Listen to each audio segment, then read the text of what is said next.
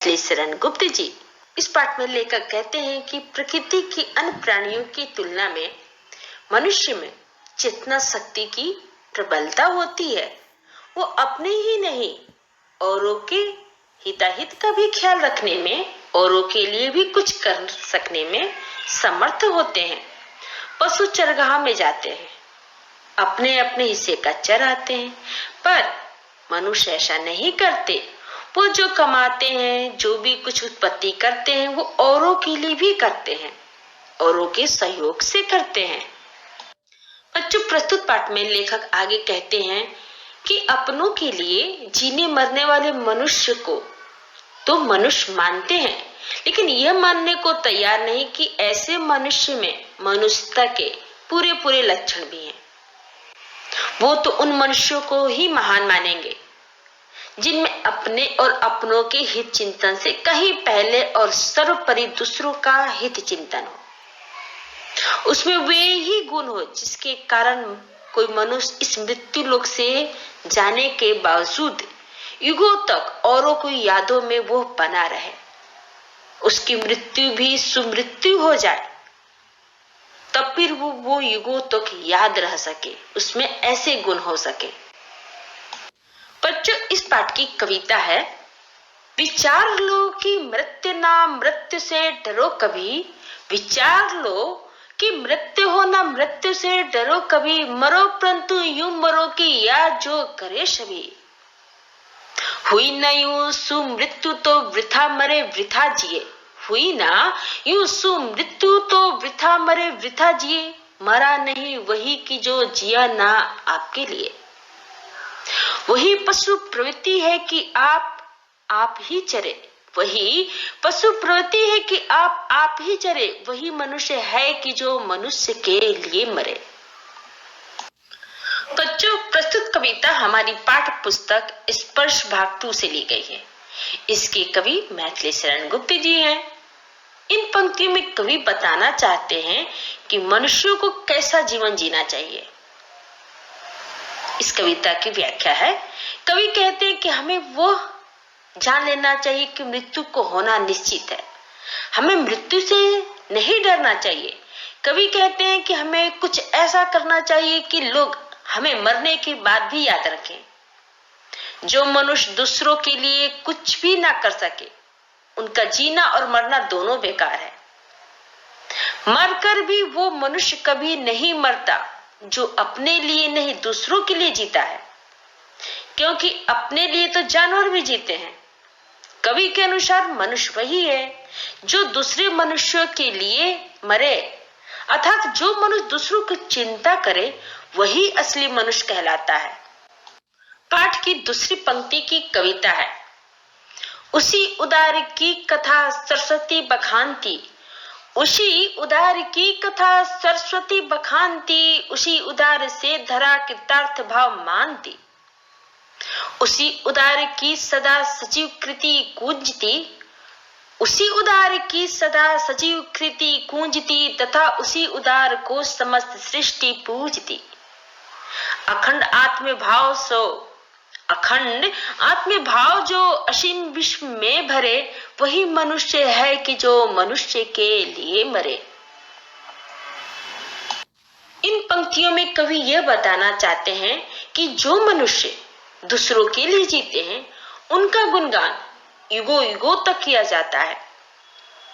इस कविता की व्याख्या है, कवि कहते हैं कि जो मनुष्य अपने पूरे जीवन में दूसरों की चिंता करता है, उस महान व्यक्ति की कथा का गुणगान सरस्वती अर्थात पुस्तकों में किया जाता है। पूरी धरती उस महान व्यक्ति की आभारी रहती है। उस व्यक्ति की बातचीत हमेशा जीवित व्यक्ति की तरह की जाती है और पूरी सृष्टि उसकी पूजा करती है। कवि कहते हैं कि जो व्यक्ति पूरे संसार को अखंड भाव और भाईचारे की भावना से बांधता है, वो व्यक्ति सही मायने में मनुष्य कहलाने योग्य होता है। कविता की तीसरी पंक्ति है, क्षुधार्त रति देव ने दिया करस्थल थाल भी, क्षुधार्त रति देव ने दिया करस्थल थाल भी, तथा ददीची ने दिया प्रार्थ अस्थि जाल भी। उसी नर क्षितिज ने 100 मास दान भी किया, उसी नर क्षितिज ने 100 मास दान भी किया। सहर्ष वीर कर्ण ने शरीर चर्म भी दिया। अनित्य देह के लिए अनादि जीव क्या डरे, अनित्य देह के लिए अनादि जीव क्या डरे। वही मनुष्य है कि जो मनुष्य के लिए मरे। बच्चों, इन पंक्तियों में कवि ने महान पुरुषों के उदाहरण दिए हैं, जिनकी महानता के कारण उन्हें याद किया जाता है। इस कविता की व्याख्या है, कवि कहते हैं कि पौराणिक कथाओं में ऐसे व्यक्तियों के उदाहरणों से भरी पड़ी है, जिन्होंने अपना पूरा जीवन दूसरों के लिए त्याग दिया, जिस कारण उन्हें आज तक याद किया जाता है। भूख से परेशान रतिदेव ने अपने हाथ की आखिरी थाली भी दान कर दी, और महर्षि दधीची ने तो अपने पूरे शरीर की हड्डियों का वर्ज बनाने के लिए दान कर दी थी। उसी नर देश के राजा शिवी ने कबूतरों की जान बचाने के लिए अपना पूरा मांस दान कर दिया था। वीर कर्ण ने अपनी खुशी से अपने शरीर का कवच दान कर दिया था। कवि कहना चाहते हैं कि मनुष्य इसी नश्वर शरीर के लिए क्यों डरता है, क्योंकि मनुष्य वही कहलाता है जो दूसरों के लिए अपने आप को त्याग देता है। कविता की चौथी पंक्ति है, सहानुभूति चाहिए, सहानुभूति चाहिए, महाविभूति है यही, वशीकृता सदैव है बनी वही स्वयं मही।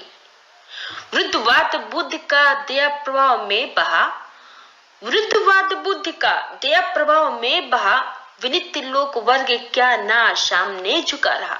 आहा आहा वही उदार है परोपकार जो करे, वही मनुष्य है कि जो मनुष्य के लिए मरे। बच्चों, इन पंक्ति में कवि ने महात्मा बुद्ध का उदाहरण देते हुए दया करुणा को सबसे बड़ा धन बताया है। इस कविता की व्याख्या है, कवि कहते हैं कि मनुष्य के मन में दया व करुणा का भाव होना चाहिए, यही सबसे बड़ा धन है। स्वयं ईश्वर भी ऐसे लोगों के साथ रहते हैं। इसका सबसे बड़ा उदाहरण महात्मा बुद्ध है, जिनसे लोगों का दुख नहीं देखा गया तो वे लोक कल्याण के लिए दुनिया के नियमों के विरुद्ध चले गए। इसके लिए क्या पूरा संसार उनके सामने नहीं झुकता। अर्थात उनके दया भाव और परोपकार के कारण आज भी उनको याद किया जाता है और उनकी पूजा की जाती है। महान उसको कहा जाता है जो परोपकार करता है, वही मनुष्य मनुष्य कहलाता है जो मनुष्य के लिए जीता है और मरता है। कविता की पांचवी पंक्ति है, रहो न भूल के कभी मदांध तुच्छ वित्त में, रहो न भूल के कभी मदांध तुच्छ वित्त में, सनाथ जान आपको करो न गर्व चित्त में। अनाथ कौन है यहाँ, अनाथ कौन है यहाँ, त्रिलोकनाथ साथ हैं, दयालु दीन बंधु के बड़े विशाल हाथ हैं।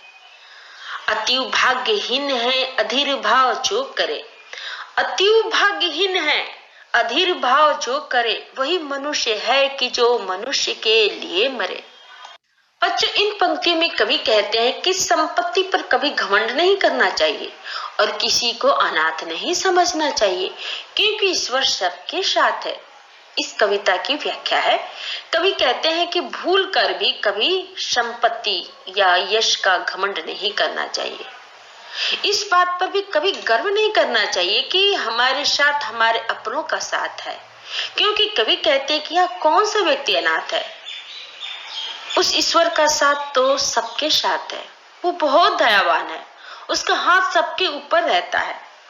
फिर कवि कहते हैं कि वो व्यक्ति भाग्यहीन है जो इस प्रकार का उतावलापन रखता है, क्योंकि मनुष्य वही व्यक्ति कहलाता है जो इन सब चीजों से ऊपर उठकर सोचता है। कविता की छठी पंक्ति है, अनंत अंतरिक्ष में अनंत देव हैं खड़े, अनंत अंतरिक्ष में अनंत देव हैं खड़े, समक्ष ही शोभाओ जो बढ़ा रहे बड़े बड़े।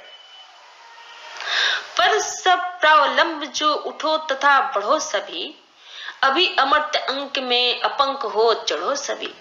रहो ना यूं की एक से ना काम और का सरे, रोहनयू की एक से ना काम और कासरे, वही मनुष्य है कि जो मनुष्य के लिए मरे। मुझे खाली थालियां कभी पसंद बनने वाले मनुष्य का देवता भी स्वागत करते हैं। इस कविता की व्याख्या है। कवि कहते हैं कि उस कभी न समाप्त होने वाले आकाश में असंख्य देवता खड़े हैं जो परोपकारी व दयालु मनुष्य के सामने से खड़े होकर अपनी भुजाओं को फैलाकर स्वागत करते हैं। इसलिए दूसरों का सहारा बनो और सभी के साथ लेकर आगे बढ़ो। फिर कवि कहते हैं कि सभी कलंक रहित होकर देवताओं की गोद में बैठो, अर्थात यदि कोई बुरा काम नहीं करोगे तो देवता तुम्हें अपनी गोद में ले लेंगे। अपने मतलब के लिए नहीं जीना चाहिए, अपना और दूसरों का कल्याण व उद्धार करना चाहिए, क्योंकि इस मरणशील संसार में मनुष्य वही है जो मनुष्यों का कल्याण करे, वो परोपकार करे। कविता की 7 पंक्ति है, मनुष्य मात्र बंधु है यही बड़ा विवेक है। मनुष्य मात्र बंधु है यही बड़ा विवेक है। पुराण पुरुष स्वयंभू पिता प्रसिद्ध एक है। फलानुसार कर्म के अवश्य ब्रह्म भेद है। फलानुसार कर्म के अवश्य ब्रह्म भेद है, परंतु अतिरिक्त में प्रमाणभूत वेद है। अनर्थ है कि बंधु ही न बंधु की व्यथा हरे। अनर्थ है कि बंधु ही न बंधु की व्यथा हरे, वही मनुष्य है कि जो मनुष्य के लिए मरे।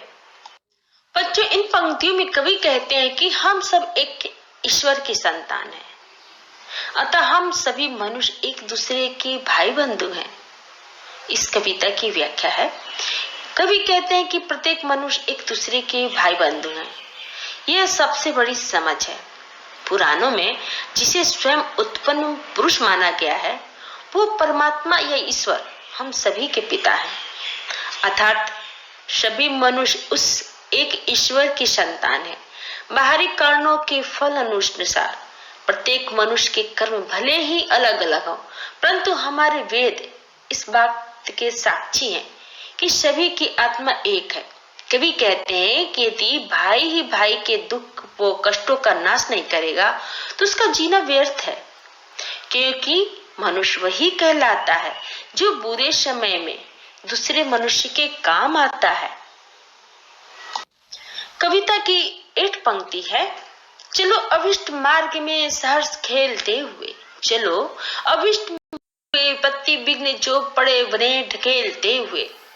घटे न हेल मेल हाँ, घटे न हेल मेल हाँ, बढ़े न भिन्नता कभी, अतर्क एक पंथ के सतर्क पंथ हो सभी।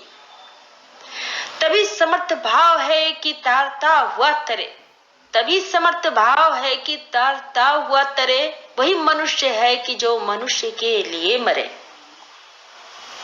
बच्चों, इन पंक्तियों में कवि कहते हैं कि यदि हम खुशी से सारे कष्टों को हटते हुए भेदभाव रहित रहेंगे तभी संभव है कि समाज की उन्नति होगी। इस कविता की व्याख्या है। कवि कहते हैं कि मनुष्य को अपनी इच्छा से चुने हुए मार्ग में खुशी खुशी चलना चाहिए।